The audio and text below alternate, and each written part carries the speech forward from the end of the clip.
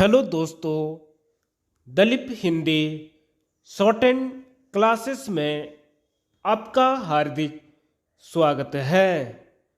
दोस्तों, आज की डिक्टेशन 80 शब्द प्रति मिनट की गति से बोली जाएगी।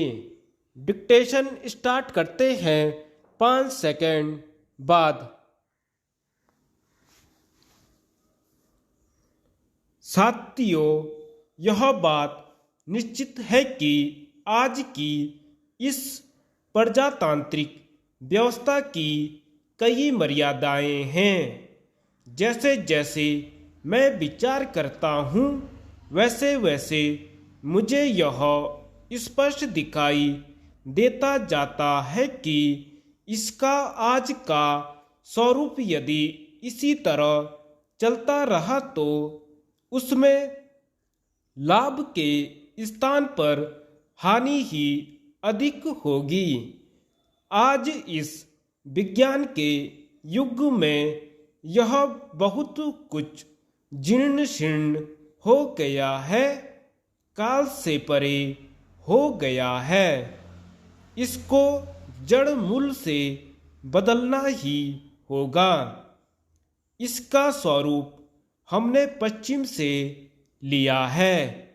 वे लोग इसे एक विकसित राजनीतिक विचार मानते हैं, परंतु सच कहूँ तो मुझे यह बिल्कुल अधकचरा विचार लगता है। इसे चलाया किसने है? मैं तो कहूँगा कि जिन लोगों को आपस में मिलजुल कर रहना नहीं आता और जो राजनीति में पिछड़े हुए हैं, उन्होंने ही यह चलाया है।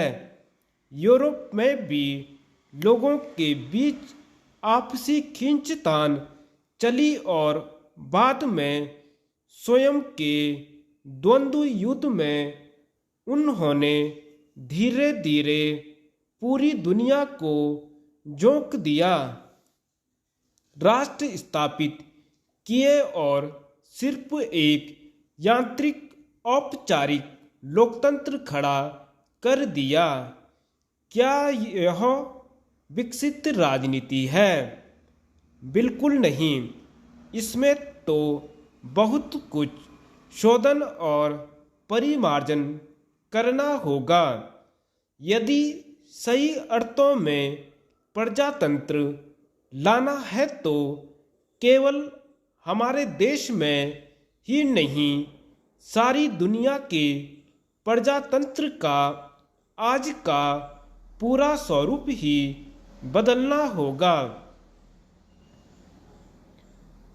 हमें यह अच्छी तरह समझ लेना चाहिए कि हमारा देश नया पैदा हुआ बच्चा नहीं है। यह तो बहुत प्राचीन और 10,000 वर्ष पुराना ठोस अनुभवी देश है।